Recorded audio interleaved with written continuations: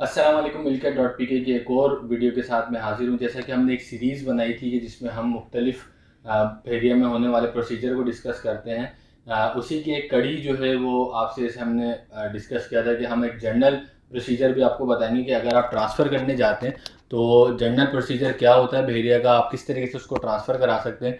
Takaful state से इनका ताल्लुक़ है और जुहैब इनका नाम है। 8 साल का एक्सपीरियंस रखते हैं, आप इनसे ही तजर्बाकार हैं, इसलिए हमने इन्हीं को इनवाइट किया है कि ये हमें बताएं कि किस तरीके से जो है एक जनरल प्रोसीजर होता है। ज़ाहिर है ओपन पीस का मैंने आपके साथ डिस्कस कर दिया था। फर्दर क्या क्या इसमें कंडीशंस होती हैं, क्या क्या किस तरीके से आप इसको अपना जो अप्लाई करेंगे अगर आप ट्रांसफ़र करने जा रहे हैं, तो as a buyer as a seller आपको क्या क्या चीज़ें रिक्वायर होंगी और क्या परेशानियाँ फेस करनी पड़ सकती हैं, और ये वन विंडो सोल्यूशन है या नहीं, ये सब चीज़ें जो है आज की हम वीडियो में डिस्कस करेंगे। तो चलते हैं जुहैब की तरफ। जी, तो हमारे साथ मौजूद हैं अब्दुल जुहैब साहब, और इनका 8 साल का तजर्बा है इन्हीं चीज़ों के अंदर। बहरिया टाउन से इनका वक्तन फ़वक्तन वास्ता पड़ता रहता है, डेली इनका आना जाना होता है, तो इनके एक्सपीरियंस जो होगा वो यकीनन हम सबसे ज़्यादा ही होगा इन हवालों से। तो डॉक्यूमेंटेशन की क्या ज़रूरत है, हम बिल्कुल बेसिक से लेके चलेंगे, इनसे मालूम करेंगे कि जुहैब भाई पहले तो ये बताएं कि आम बंदा अगर कोई एक ट्रांसफ़र लेने जा रहा है तो उसको किन चीज़ों की ज़रूरत होती है और उसको किन मराइल से गुजरना पड़ता है, हम अलग अलग बाइफिकेट करके लेके चलेंगे। ठीक है। ये समझ लें कि मेरा एक ट्रांसफ़र है, मैं आपके पास आया, मुझे ट्रांसफ़र, मुझे परचेज़ करनी है चीज़, तो अब मुझे क्या क्या चीज़ें ज़रूरी होंगी मेरे लिए, पहले वो, फिर हम सेलर के ऊपर आएंगे। देखिए, अगर आप परचेज़र हैंड से हैं तो पहले तो आपको जो है ना ट्रांसफ़र फ़ीस, सही है। ये आपके ऊपर है जो आप पे करेंगे। उसके बाद एफबीआई का टैक्स है, वो हर प्रॉपर्टी का अलग है, मुख्तलिफ है, ठीक ट्रांसफ़र है। फ़ीस भी और टैक्स भी, ठीक है। वो आपको पे करना पड़ेगा। और एक एप्लीकेशन फ़ॉर्म होता है, वो आपको फ़िल करना पड़ेगा, जिसमें आप अपनी डिटेल डालेंगे कि भाई मेरा नाम ये है और मेरी रिहाइश ये है, मोबाइल नंबर वगैरह। और उसके अलावा एक ट्रांसफ़र सेट होता है जो बहरिया के हेड ऑफिस से ही आपको मिल जाएगा, कॉपी, उनकी जो कॉपी शॉप है वहाँ से, उसको आपको फ़िल करना पड़ेगा। उसमें जो है आपको अपनी डिटेल डालनी पड़ेगी, यानी उसमें अंडरटेकिंग होती है वो परचेज़र की होती है कि अब ठीक से है। इस प्रॉपर्टी की अंडरटेकिंग मेरी है, इसमें जो भी हाव भाव जो कुछ भी होगा वो मैं देखूँगा। ये अंडरटेकिंग ये आपको अंदर से ही सब मिल सब जाएगा। अंदर से मिल ठीक जाएगा, है। ये लेकिन आपको परचेज़ करनी पड़ेगी अलग से। ठीक है। ठीक है, वो आपके ऊपर होगी। और जो है ना, अगर आप खुद एज आ ओनर जा रहे हैं तो यही चीज़ें चाहिए। अगर किसी और को भेज रहे हैं तो एक अथॉरिटी लेटर होता है, सही है। वो भी आपको वहीं से मिल जाएगा। उसमें ये होता है कि जैसे आपके ब्याह में मैं चला गया ठीक है। तो आप उस अथॉरिटी लेटर को लेकर मुझे देंगे। सही है। मैं जाके जो है ना आपके ब्याह पे सारे जगह जो यहाँ पे भी साइन करने हो वो मैं कर दूँगा। उस बस फायर को तो यही चीज़ रिक्वायर्ड है।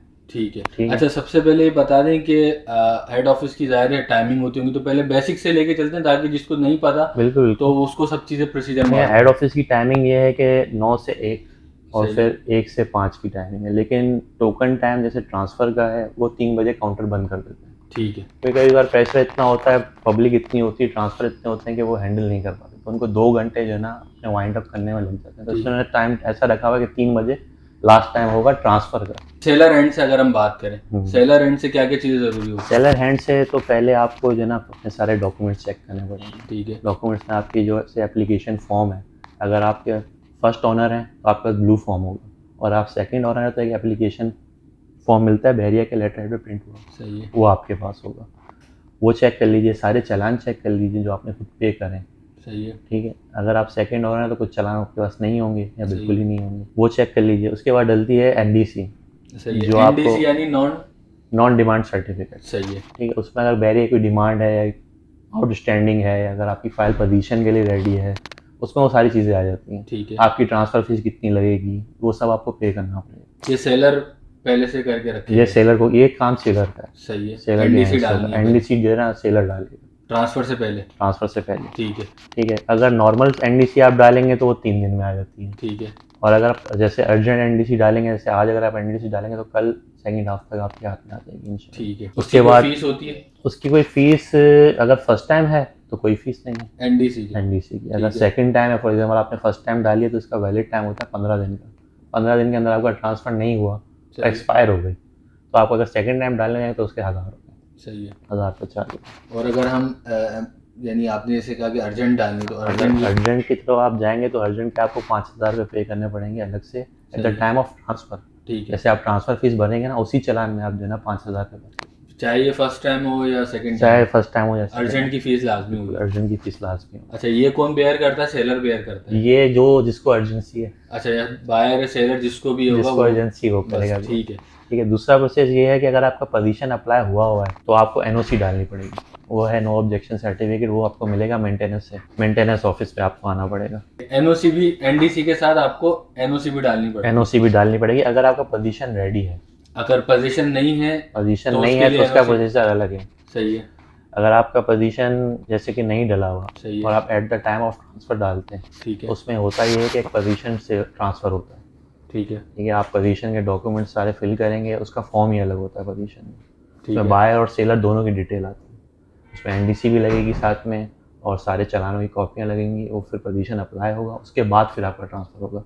ठीक है। क्योंकि बैरियर ने अब ये रूल निकाल दिया कि जो जगह रेडी हो चुकी है पोजीशन के लिए, सही, जब तक उसका पोजीशन अप्लाई नहीं होगा वो चीज़ ट्रांसफ़र नहीं हो सकती, उसके लिए लाजमी है। उसके लिए लाजमी है। ठीक है। अच्छा, ये भी सुनने में आया है कि कोई चालान अगर मिस हो जाता है, खो जाता है, तो उस सूरत में क्या करेंगे? अगर फॉर एग्जांपल आपको एक चालान मिस हो गया है और उसमें आपने सारी इंस्टॉलमेंट भरी है, ठीक है। तो आप लॉस्ट ऑफ फाइल का एक केस होता है जनरल क्यूरी पे। सही है। आप जो है ना उसके 2000 पे भरेंगे बैंक में, चालान आपको जनरल क्यूरी से ही मिल जाएगा। ठीक एक है। एफिडेविट लगेगा साथ में, उसमें आप उसमें डिटेल डाल देंगे सारी, सही मेरा है। चालान नंबर ये था, उसमें ये अमाउंट थी और मुझसे लॉस्ट हो गया। लेकिन उसका प्रोसीजर ये है कि जब आप उसको जमा करवाएंगे तो आपको तकरीबन जो है ना 1 हफ्ते बाद मिलेगा। 1 हफ्ता लगता है? बिल्कुल 1 हफ्ता लगता है। ठीक है। अब एनडीसी भी डाल दी, एनओसी भी डाल दी हमने, ये कितने टाइम में हमें मिल जाएंगी दोनों चीज़ें? ये अगर नॉर्मल वे में जाए तो 3 दिन, 3 दिन में? 3 दिन में मिल जाती है। पहले एनओसी का प्रोसेसर कुछ और था, अब कुछ और है। ठीक है। अब आपको सिर्फ उसके 5000 पे करने पड़ते हैं एनओसी के। सही वो है। आपको पे करने ही करने हैं, सही है। चाहे फर्स्ट टाइम हो चाहे सेकंड टाइम। आपने एनओसी के 5000 पे करे, आप मेंटेनेंस में जाएंगे, अपने फाइल का एप्लीकेशन दिखाएंगे, अलॉटमेंट जो होता है सही है। वो आपने दिखा दिया, वो आपको एक चालान जो है ना तक शॉप में मेल कर देंगे, वहाँ से आपको प्रिंट आउट मिल जाएगा। ठीक है। वहाँ से आप बैंक में वो 5000 जमा करवाएं, ला के अंदर शो करा दें तो एनओसी अप्लाई हो जाता है। ठीक है। अब ये एनओसी अप्लाई भी कर दी, एनडीसी भी डाल दिया, डॉक्यूमेंट भी तैयार हैं, अब क्या प्रोसीजर होता है फर्दर? प्रोसीजर ये है कि पहले तो आप ये चीज़ चेक कर लें कि रेडी हुई है कि नहीं। अक्सर लोग ये करते हैं कि हाँ यार कल तक तो आ ही जाएगी, ट्रांसफ़र रख लेते हैं एनडीसी एनओसी। अच्छा, सही है। जब तक ये आपके हाथ में ये दोनों चीज़ें नहीं आए तो आप ट्रांसफ़र ना करें। हाँ, ताकि आना जाने आपका आना जाना client और इन टाइम चीज़ों का, हर सही है। चीज़ में लेंदी प्रोसेस है वो। ठीक है।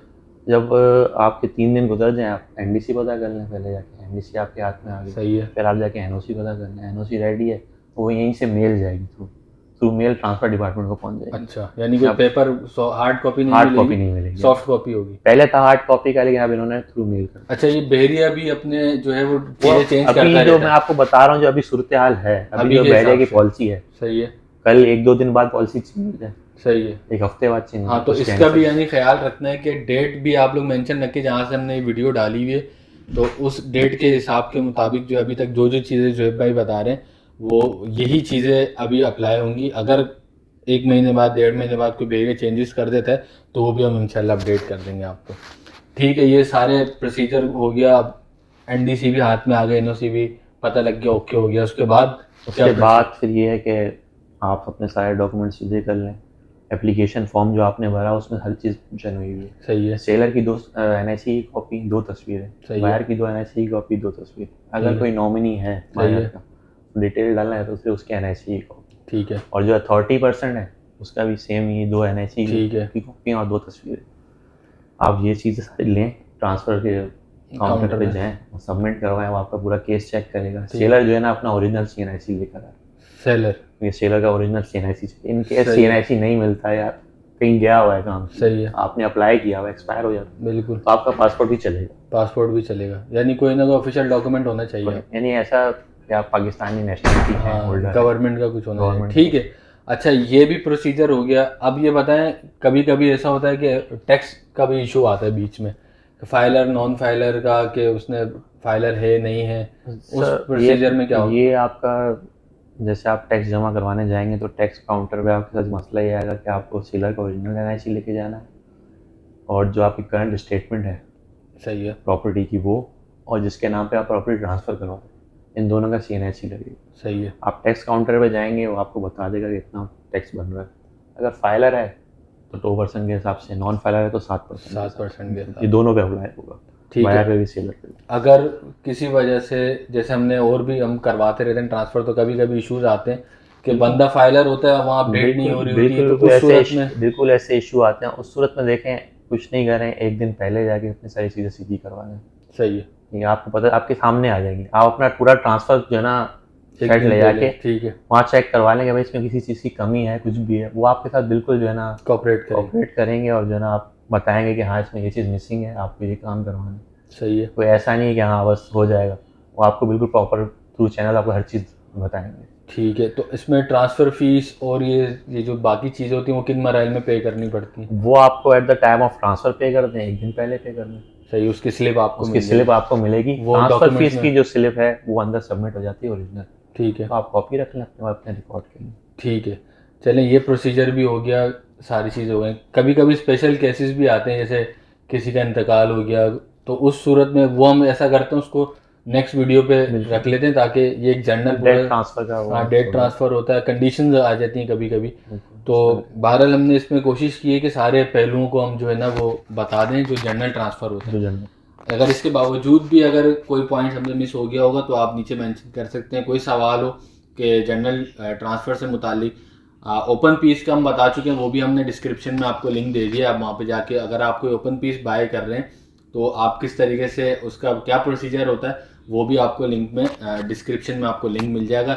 यहाँ हमने जो हमारे एक्सपर्ट हैं जुहैब भाई, हमने उनके साथ आपको प्रॉपर एक एक चीज़, हमने जो सवाल दिमाग में आ रहे थे वो हमने किए। स्पेशल कैटेगरीज, स्पेशल केसेस जो होते हैं कि डेट ट्रांसफ़र हो गया या किसी और वजह से, या कोई ओवरसीज़ बाहर बैठा हुआ है तो वो कैसे ट्रांसफ़र लेगा, तो वो इंशाल्लाह हम अगली नशिस्त के अंदर उसको कवर करने की कोशिश करेंगे। ये एक जनरल हमने टॉपिक डिस्कस किया कि जनरल ट्रांसफ़र अगर आप करने जा रहे हैं तो आपको नो हाउ होनी चाहिए as a seller, as a buyer, कि आपकी क्या जिम्मेदारी है। या आप किसी एजेंट के थ्रू भी अगर आप कर रहे हैं तो आप एजेंट की फ़ीस ज़रूर दें उसको, जो भी इसका, लेकिन आपको सारी नो हाउ होनी चाहिए ताकि परेशानी ना हो। क्योंकि ज़ाहिर है आप वक्त निकाल कर बहरिया टाउन आते हैं अपना ट्रांसफ़र लेने या कोई चीज़ सेल करने या बाय करने, तो आपको इससे पहले ये वीडियो देखना लाजमी है। अगर उसके बावजूद भी कोई पॉइंट हमसे मिस हो गया होगा तो हम कोशिश करेंगे अगली वीडियो में उसको कवर करें, या आपका कोई सवाल है तो नीचे कमेंट सेक्शन के अंदर आप लिख सकते हैं। इंशाल्लाह मजीद वीडियो बनाते रहेंगे। हमारे चैनल मिलकर.pk को लाजमी सब्सक्राइब कर लीजिए ताकि इन्फॉर्मेटिव वीडियो मिलते रहें। Thank you so much. जितनी भी हमने जो है जनरल डिस्कशन की है हमने